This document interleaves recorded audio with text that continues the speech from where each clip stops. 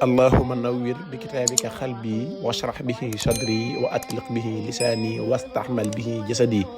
bi xawlika la xawla wala quwata illa bik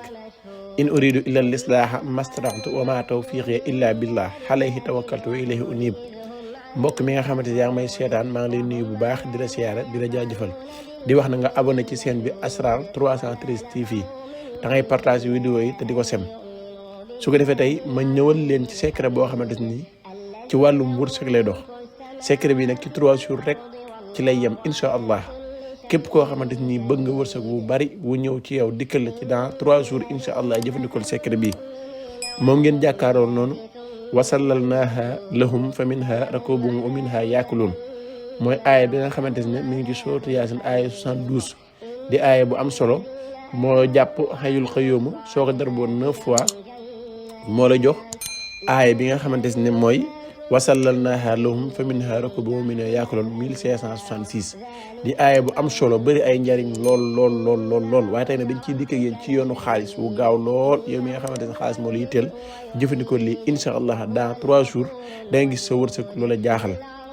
da ngay bind wasallalnaaha lahum fa minha rakubuhum wa minha yaakuluun ñett nga koy bind comme nii nga koy gisee bi nekk ci kaw da nga koy maas def ko lépp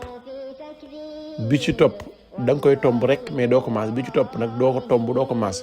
loolu la ñuy woowee bu góor bu jigéen bu ngini ngaana su ko defee boo paree ci kaw nga bind ca ci kaw miim yooyu nga ubbi nag ñeenti miim a ci nekk ñeenti miim fenn bu ci nekk wasallalnaaha lahum am na miim fa minha am na miim rakubuhum am na miim wa minha gi tamit am na miim ñeenti miim yi génn miim gi nga dugal ci simaal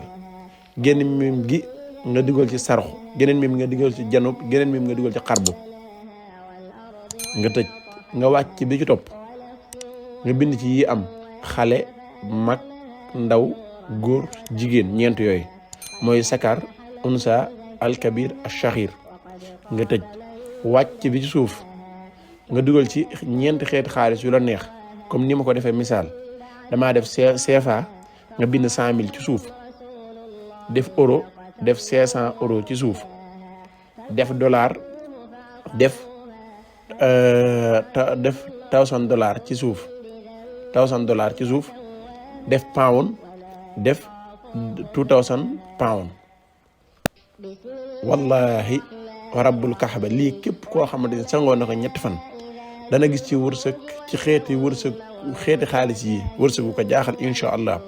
bis bi nga ko njëkk a sangoo wërsëg bu bari dina dugg ci sa loxo 2e jour ba noonu 3e jour ba noonu te day continuer noonu incha allah